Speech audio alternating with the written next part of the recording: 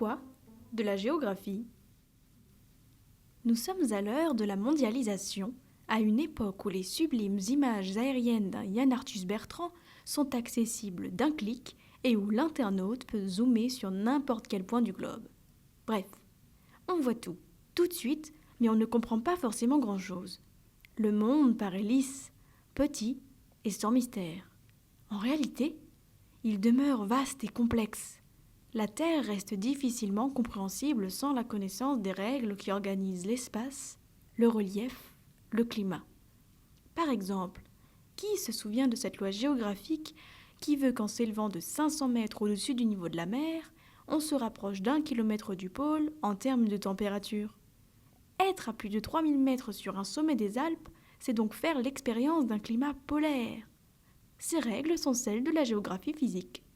La géographie humaine demeure essentielle pour comprendre la Terre.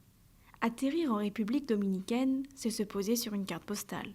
Mais sur la même île, à quelques kilomètres des plages de Punta Cana, c'est Haïti. Franchir ces quelques kilomètres, c'est passer d'un monde à un autre. Sans cette notion de frontière, comment comprendre l'organisation de l'espace? Les frontières subsistent et restent essentielles pour qui veut comprendre le monde. Comme l'avait dit le grand historien Fernand Braudel, une frontière, c'est une cicatrice laissée par l'histoire et susceptible de se réouvrir.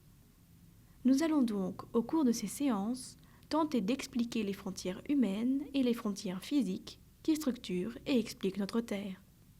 Suivez le guide et commençons par survoler le globe.